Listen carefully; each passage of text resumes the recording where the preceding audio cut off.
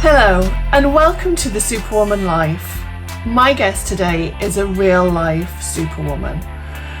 Dana Trail is a mother and a life coach, and even though I've only known her for a few weeks, hearing her story is one of the most powerful things I think I've ever heard. So I'm so excited to be talking to Dana today and to be able to introduce you to her as well. Dana, thank you so much. I know it's really late with you, so I really appreciate you taking the time to talk to me. Would you just like to tell everybody a little bit about your story? Because when you sent me the message, honestly, I just, sometimes you listen to somebody's story and you just think, how on earth can all of that have happened to one person? And you're so young. Yes. So I'm only 28, and apparently I like to do things all at once. So I think sometimes when I tell my story, it's not until I say it out loud that I realize, that's actually a lot for, one person to go through. So I come from a financial hardship background in terms of how I grew up. Our family wasn't very well off. I was part of a family that experienced domestic violence from a young age. That became my normal, unfortunately. My mum did what she could, what she thought was right at the time. And when I became a mother, I understood a lot more of her choices, which helped us heal our relationship. But when I was 16, I was homeless. So one of my first homes outside of home was living in the back of an ex-fridge truck.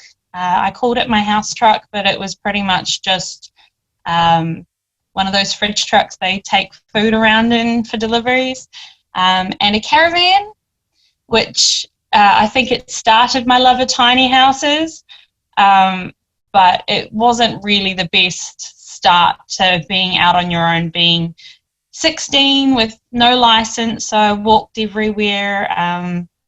But for me, I was always the person who saw the light at the end of the tunnel. I always had something I was working towards and being positive, which I don't know how I would have gotten through everything if I wasn't. I ended up going through a lot more. It was not necessarily the hard point. I look back at it now, and that was one of the easiest times in my life, funnily enough. I'm now 28. I'm divorced twice. My partner passed away in May last year, which at this point in my life is, I'm hoping, my rock bottom, because that's probably one of the hardest things I've ever had to experience. I'm a mother of two absolutely amazing children and have a fantastic co-parenting relationship with my ex-husband, who's a great dad. So I'm really thankful that at least I can provide that kind of family environment for my kids that I didn't necessarily have. That must be so reassuring for you, because listening to your story, it's so easy, isn't it? We hear so many times about people repeating their own life story with their children. And it must be so reassuring for you to know that you've managed to break that cycle and that they'll now have something that you never experienced to be able to build their lives on. Oh, for sure. That was probably one of the most important things for me, that if I was going to be having children, that I wanted to make sure that they never went through what I experienced. As much as I learned a lot of lessons, I would really like my kids to kind of learn those lessons without, going through necessarily that part. But there are definitely things that I do with my kids that I know where they come from.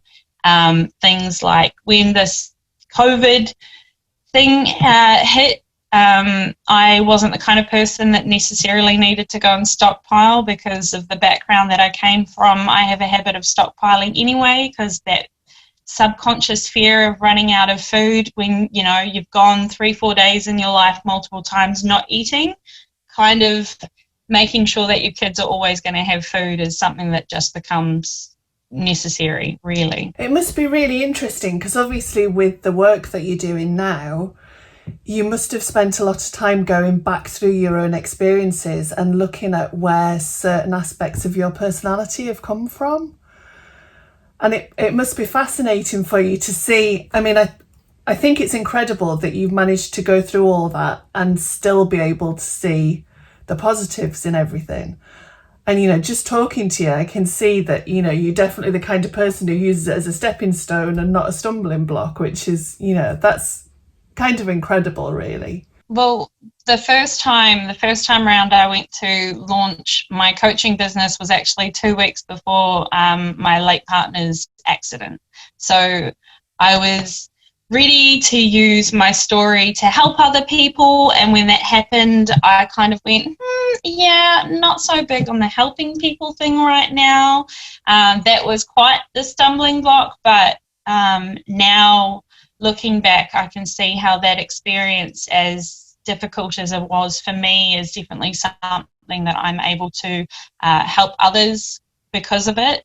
It's changed my mindset in terms of priorities and looking at life through a different scope, which I think has definitely been able to help me help my clients kind of move things into a different perspective without them necessarily having to go through that themselves. And there's so many women who've been through, obviously not the same situations as you, but similar things. And it must be really reassuring for them to know that, you know, they're talking to somebody who gets it and who's, you know, who's been there. Because we all just want to know that we're not suffering alone, don't we, at the end of the day? Yeah, definitely. To be able to be seen, I think, is one of the important things. Honestly, I think it's incredible. And at 28, to have not just experienced the things that you have, but to have the insight that you have into it, you know, I just think you can only go on to help so many people now. One of the questions that I like to ask everybody is, what's a hero to you? What makes a hero? I know that you get called Superwoman a lot, which is why you got in touch about doing this interview. So, as somebody who everybody looks to as a hero, you know, what do you aspire to? What's a hero to you?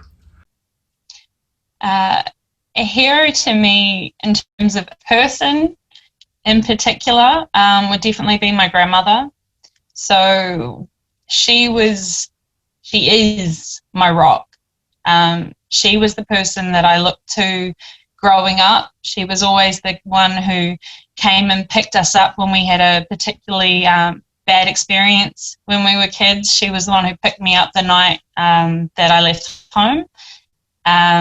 I once asked her, what do you believe in? Because, you know, spirituality is really important to me. And she just said, I believe in being happy. And well, that's a stupid answer. You know, as a kid, I want answers. I want actual practical stuff.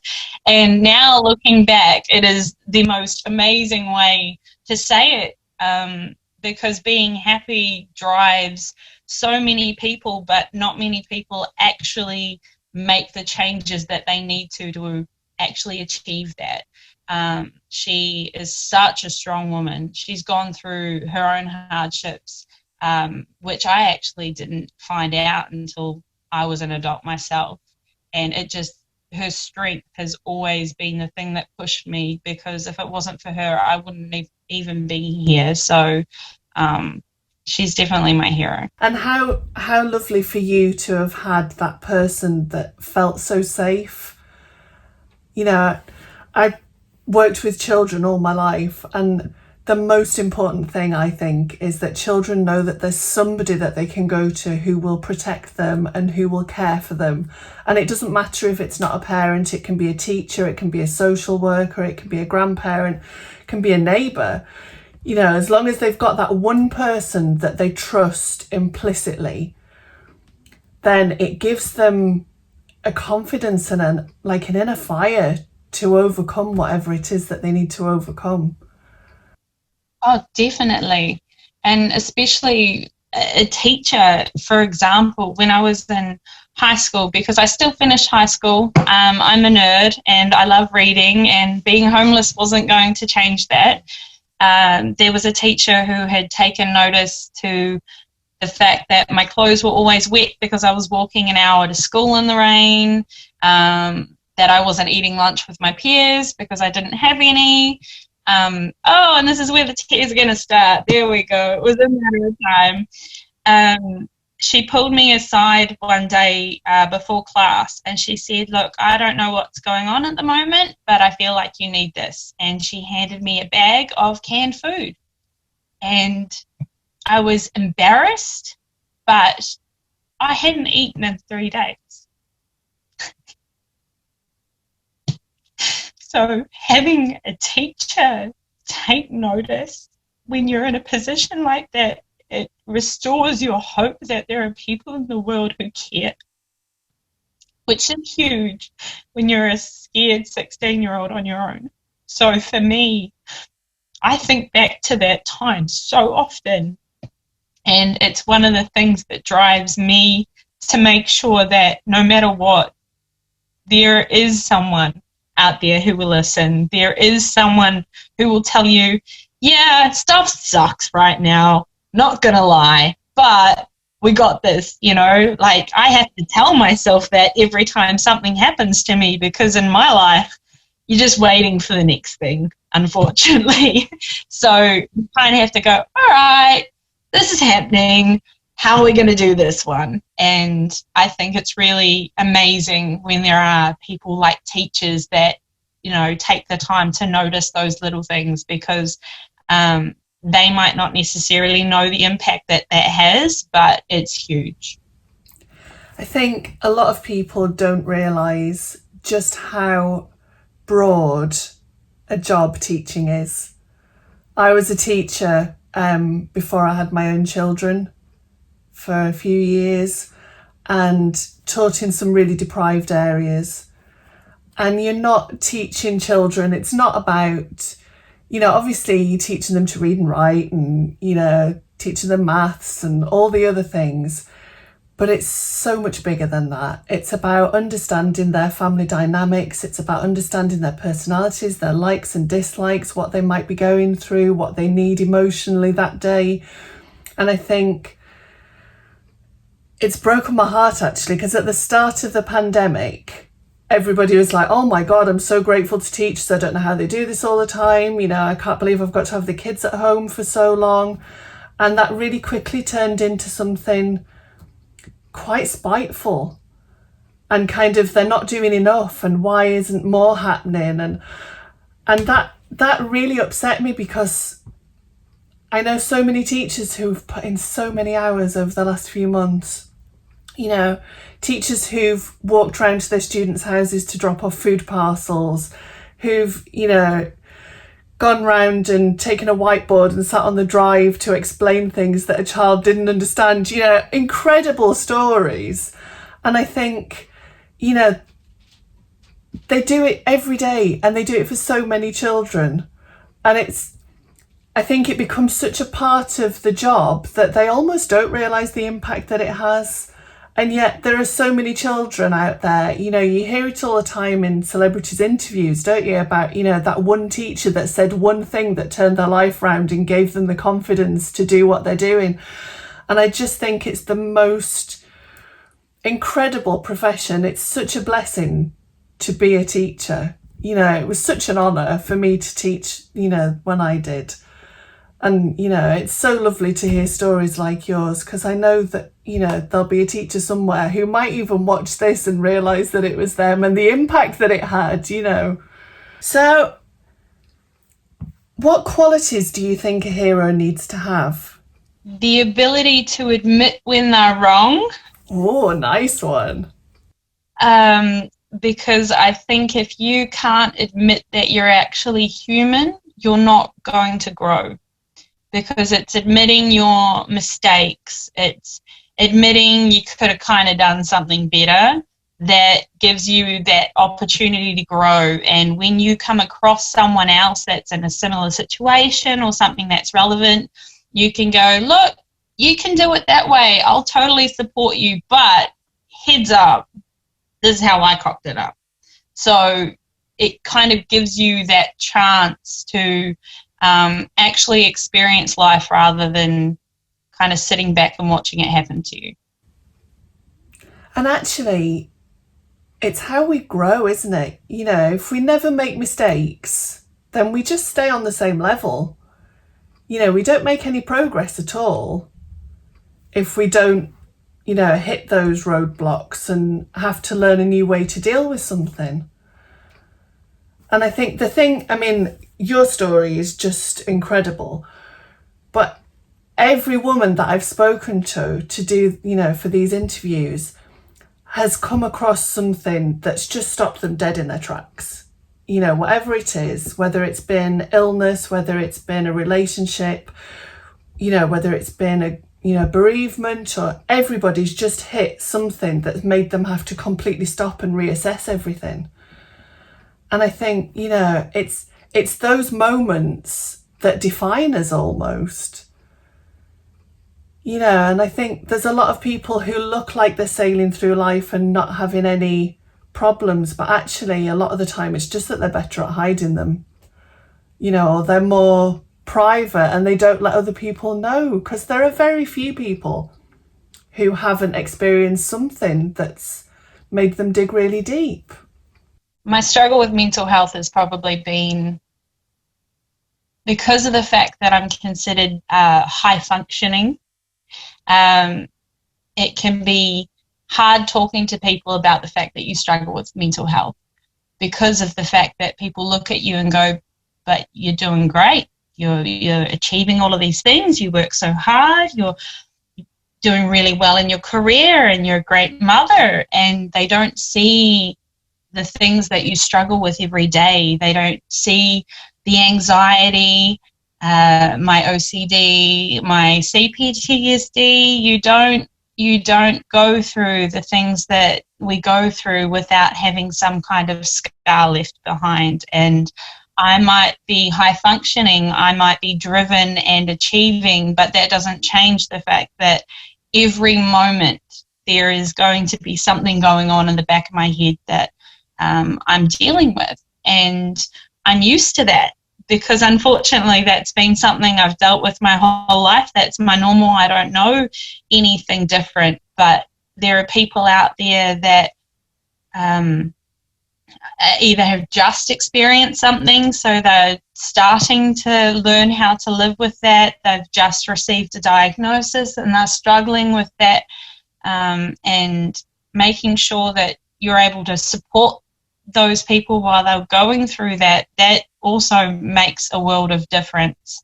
I think if I didn't have friends that supported me, especially when my partner passed away, I wouldn't be here. You know, it's that support and that community that makes a difference. So apart from your grandmother, where did you learn the strategies that you use to help yourself with your mental health? I fired a lot of therapists in my time. I am a big believer in, if it's not working, get rid of them. And that sounds really probably the opposite to what I should be recommending. I definitely believe in talking to someone, but I have always relied on myself, which is very, very hard. But because of the fact that I've gone through talking to so many therapists, you pick up certain techniques and coping mechanisms, and you know, journaling was always something that was recommended. But I read every personal development book I can get my hands on. I am a big believer in trying to better yourself as much as possible, because that's probably your biggest strength and asset in terms of trying to deal with these things. But for me, my biggest thing has actually led to me being a life coach, is that I had my list. And my list was a list of things that I was going to do. And I was a 16-year-old girl sitting in a caravan with nothing but a little tea light candle in my notebook, but I wrote that damn list, and every year I have added to that list, and I have achieved and experienced some absolutely incredible things that I never thought I would ever be able to do. But having that list gave me hope, and it gave me something to look forward to, and it was a promise that even if things really, really were horrible right now, tomorrow could be different. Next year might be different. And if I can't get through this, I'm not going to experience those things. And that was one of the biggest driving factors behind me being able to get through everything. It's such a powerful thing, isn't it? Having that that driver, I suppose, that dream to aim for, that, you know, that event that you want to, you know, go to, or the thing that you want to experience. Or I think if, you know, if that's important enough to you, you can get through anything. Yeah. I know it's in a different situation, but it was a technique that we used with my grandma before she died. Because after she lost my granddad, she was like, right, that's it. You know, I just want to go and be with him now. And we were like, Grandma, you're only in your 70s. You know, you've got a long life ahead of you. There's lots of things for you to, you know, enjoy yet. And she's like, no, I just want to be with him. So, like, we just kept giving her things to look forward to. It was like, well, you can't go yet because, you know, we're getting married. And then she couldn't go because we were expecting a baby. And, like, we kept it going for, like, another 20 years. Yeah. But it's a similar thing, isn't it? You know, for her, it had to be something that personal. You know, it needed to be the wedding, the great-grandchild that she wanted to see. And she hung on until she'd seen all her great-grandchildren, which is incredible. That's beautiful. You know, but I think, you know, if there's somewhere that you want to visit, or there's somebody that you want to meet, or whatever it is, that can be such a powerful motivator to get up and get moving and make it happen, can't it? Oh, it can. And there are things that, I mean, I update, this list has gone for, well, now I have to do math, 12, almost 13 years now. I've had to kind of move it into a new journal because they get a bit ratty over the years. But I'm doing things this year that 16-year-old me wrote in that notebook, and some of them are quite juvenile, I'll admit, but I've done them anyway. Dancing with my butt hanging out of a Hummer, I'm not going to lie, as a 28-year-old, that was not something I probably would have written on, but I owed it to 16-year-old me to go and do it, and absolutely. I did it. Good for you. Got a good laugh out of it, and for me, apart from the fact that, it was fun, it was that knowing that 16-year-old me wrote that down, thinking one day I'm going to go and do that, and that's why I have to get through this. And that was such a hilarious but healing moment for me. And every time I do something on this list, it's that reminder that I have gotten through all of these things because I am constantly reaching for things I never thought I was ever going to have. You know, I have a beautiful home, and I have an amazing support network. I have an amazing family, beautiful children. These are never things I ever thought I was going to have. And if you don't have those things to look forward to, if you don't tell yourself this is what you're going to reach for, you don't have to figure out how. I had no idea how I was going to get there. I just needed to promise myself that I was. And sometimes that's enough. That ties in really nicely with my next question, which is, what do you think your superpower is? Being persuasive. Oh, that's a great one. So I'm the person that if someone comes to me and goes, I can't do it, I can't, it's not happening, I go, give me 5 minutes. Give me 5 minutes. And I will tell you exactly how we're going to do this. And I don't know whether it's an energy thing or just, you know, the devil's tongue. I can just sweet talk anyone into it. But because of the fact that I don't accept I can't do that as an answer because I don't believe in it, very few people find it easy to argue with that kind of logic. And afterwards you go, all right, but how do you feel now? And that smile on their face, knowing that they didn't think they could do it and they just went and proved themselves wrong, that is the most amazing feeling in the world. That alone makes my job worth it. It's such an incredible thing to do, isn't it? Because I think, we're all guilty. It doesn't matter how good we are at helping other people. We all have days where we go, I just can't. Oh, yeah. Yeah. But one of the most powerful things I learned when I was teaching was the power of yet, which is just putting yet on the end of that. I can't do it yet. And suddenly you realise that actually it is possible, and it gives you the ability to start working towards it rather than putting up a barrier. Yeah.